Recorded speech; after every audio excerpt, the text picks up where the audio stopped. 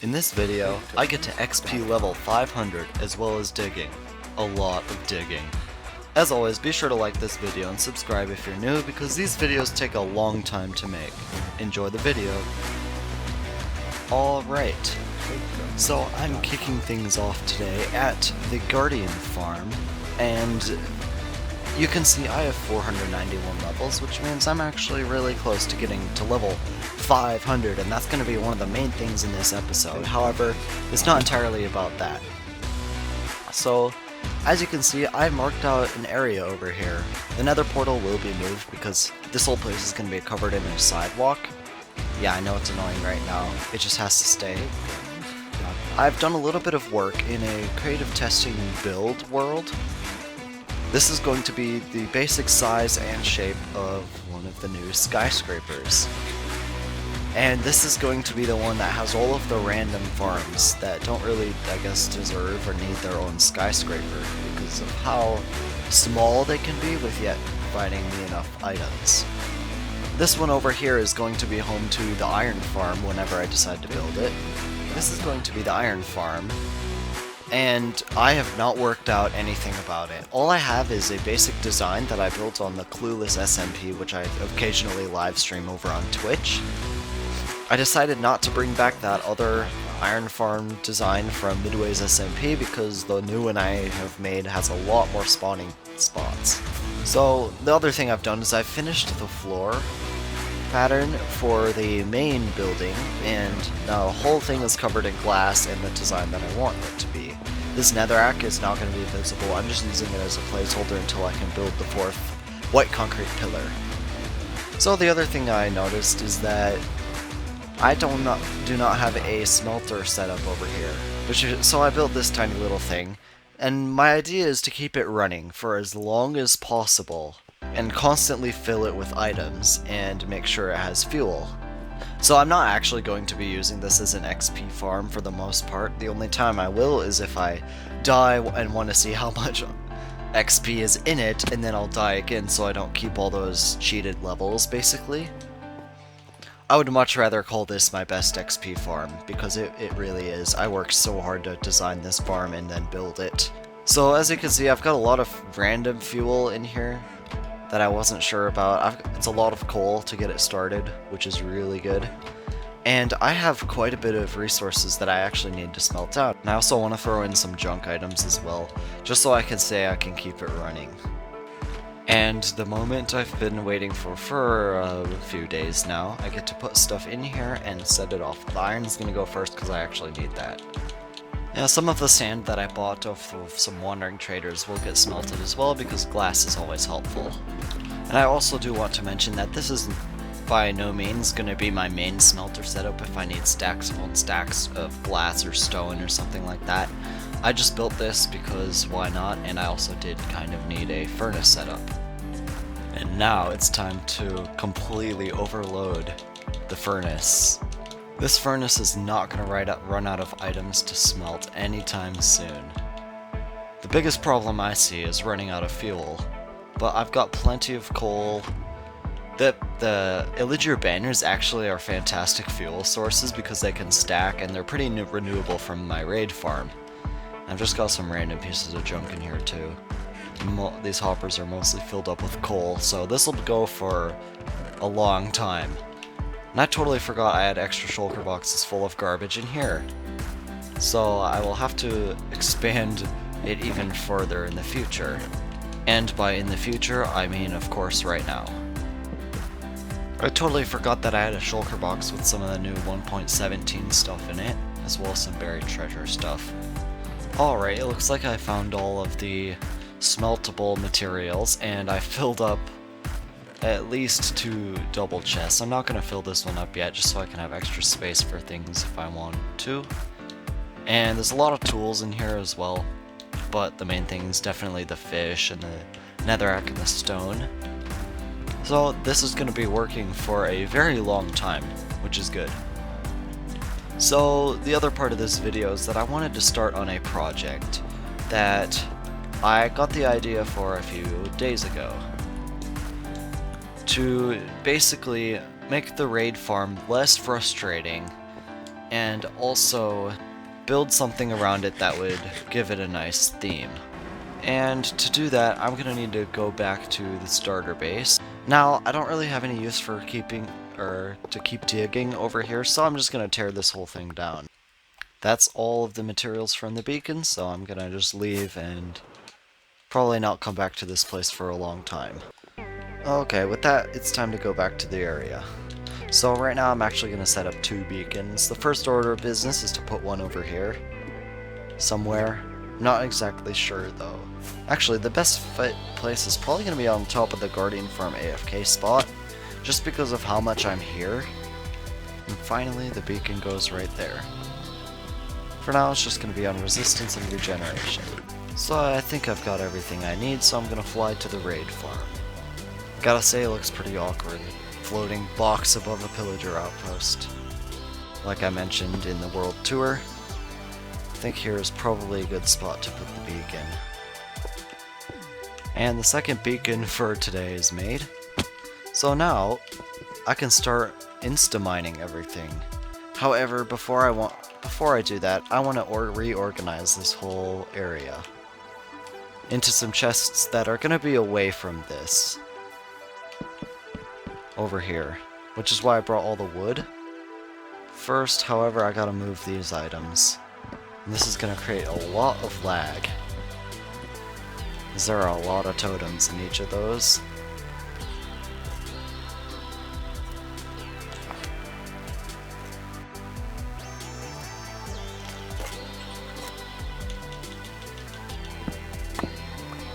This is so many totems and books that I have to move. It's glorious but annoying at the same time. I just wish that totem's stacked, but that might be a little too OP. I don't know if I'll ever need enchanted books ever again. Oh, I've just found a whole bunch more chests inside of this chest here, which I can then break and get more chests. That's pretty convenient. What is it? Are you stupid? Aw, he still got me. I hate that about skeletons. They can turn around and shoot you immediately, and you have no reaction time to dodge the arrow or block it. Maybe I should have just built all the beacons out of emeralds. I forgot I had this many. So I guess it's time to fill up another shulker box full of emerald blocks. Ow. Do you mind, spider? I don't know where these spiders keep coming from. I didn't think it was possible for them to spawn here. You know what? Arrows are useless. They can all just go in this hole. These arrows are just gonna all despawn over here. That's how much I don't care about them. Although it does make things extremely laggy. Okay, so while I'm waiting for the arrows to despawn, I'm gonna go up here and start with the top. So basically I'm gonna be destroying this entire thing except for the pillager captain spawner and the actual raid farm. Until I'm breaking all this, I didn't realize how much string I'd actually placed. Alright, I took care of the string now, which means I can go back to tearing that thing down.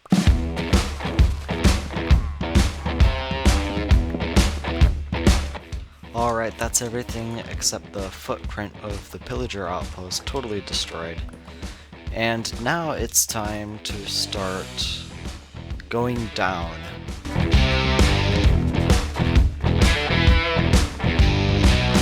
The beacon also holds up the sea levels.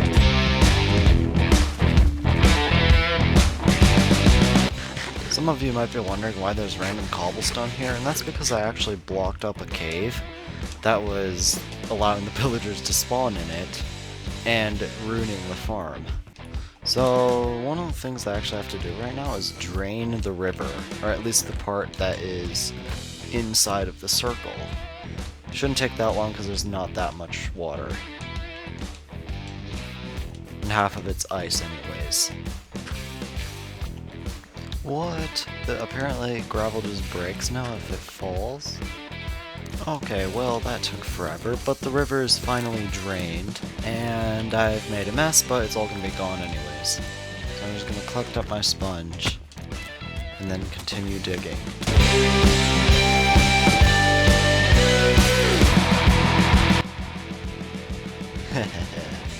I don't want to deal with this guy right now. Oh no, that didn't work.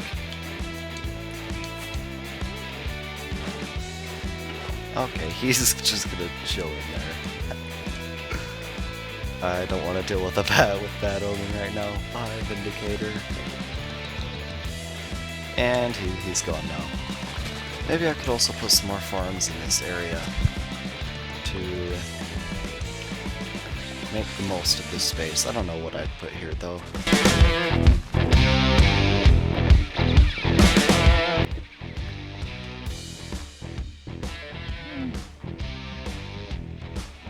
Okay, he'll stay in there.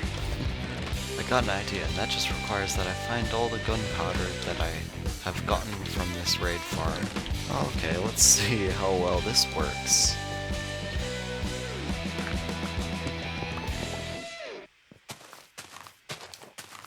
Four blocks deep. Let's see how much destruction that causes. Oh! I didn't know it'd go flying out like that. What am I doing? Maybe I should put a block over it before it all blows. Let's just hope it doesn't destroy anything important. It works really well for blowing up the dirt, but after that, it's not worth it. Again? Okay, I need to take out the pillagers so that I can tower up and do something with the Vindicator. I've got a perfect idea. As soon as I get rid of these strays. But that's his fate. How is he still alive? How did I get bad omen from that, really? The TNT method isn't really working out that great. I've already used up like more than a stack and a half of TNT, and the stone variants are extremely blast resistant. Oh, look at that. Boom. Can I still go to bed from all the way down here? Wow, I can. Alright, I'm slowly making progress on this digging project.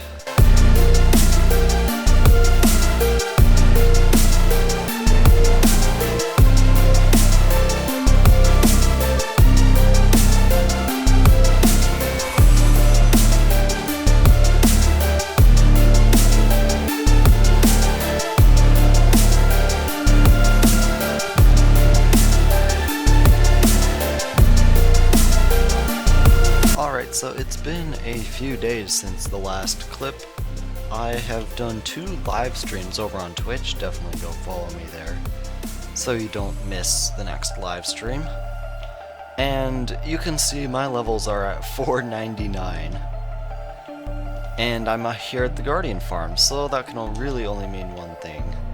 I'm going to be using it. And I'm going to mend up this pick, my tools, and hopefully get to level 500. Things start off very slow because of all the lag. And I'm level 500! Let's go. Best XP farm ever. I might have bitten off more than I can chew because it's been days and I only got this far. Also, there's a lot of snow down there now. I spent an entire live stream, 1.5 hours, and only took down about 7 layers. At least it does look quite impressive, and I've also gathered up so many resources. I'm never gonna need to go mining for stone again. Down here, I ran into a ravine. This is perfect because that's a lot less digging that I actually have to do. Really? And at this point, I don't even really care about most of the resources. I've got so much of it from digging this out. More iron. It's the only thing that I really care about anymore. But I think it's actually time to bring back the strategy from the beginning of the video. That's right. TNT. And I've been stockpiling quite a bit of TNT and gunpowder. I do need to fly over to the starter base and grab a shulker of sand. And I'm gonna leave 9 stacks of gunpowder for rockets and other various things that I might need it for. And I've actually run out of sand completely. TNT is expensive, and that's a lot of TNT. I've never had that much TNT before. this is amazing. I'm gonna have a TNT shulker box in my ender chest. I'm gonna start off with 4 stacks. And okay, there's even more TNT in there. Awesome. And it's time to have some fun with this stuff. Right after I take care of you. Oh, get destroyed. But my idea now is to dig down as far as I want the hole to go, pretty much. Oh. Hey, wait there's a spider spawner. What are the chances of that? I swear I did not stage this. Instead, I'm gonna dig down here, and then build up the TNT from here. And this is gonna create one big boom. Okay, I'm gonna leave it 1 block below, and now I'm gonna fly away. So I don't know what the destruction of this is gonna cause. Yeah, there was some lag when that blew up. Oh, I still clutched it. Oh, that was pretty effective. And then I'm gonna repeat this process over and over and over again. Maybe this is, yeah, I think this is the strategy. This time I'm gonna light it and then cover up the hole. That way, the TNT hopefully won't go flying everywhere. It still goes flying a little bit, but not as much. Now I can actually like blast a lot because I don't have to worry about blowing up the Trident Killer. Honestly, this method is pretty fun. Definitely comment down below if you want to see a tutorial for the mob farm that I used to get this much TNT. Another giant hole.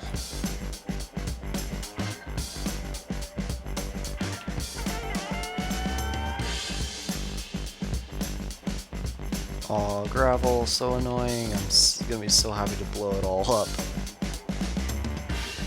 I just wanted to grab that iron.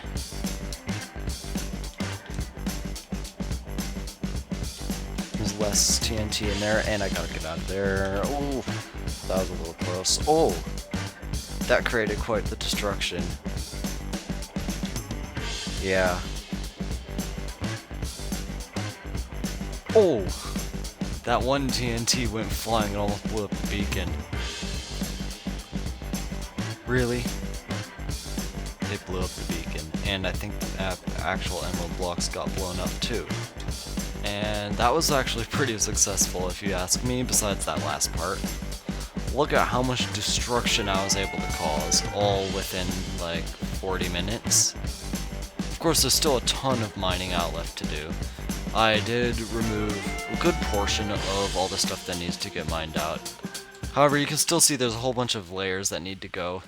I will be hard at work on this off camera.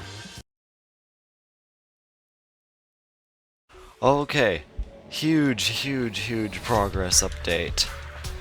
It's so close. The TNT helped a lot, and as you can see, there's slimes spawning down here. And the funny thing is, I looked on chunk base, and there are 3 slime chunks inside of this giant hole. 3. But it's time to finish mining the last of these 2 layers. And then one of the most grindy projects I've ever done will be complete. Jello. Jello is coming after me. You know it's a weird game when Jello wants to kill you. There's so many spawning down here. Unfortunately, I don't know if I can make this into a slime farm because of the way the raid farm works. The raiders would just probably end up spawning inside of the slime farm.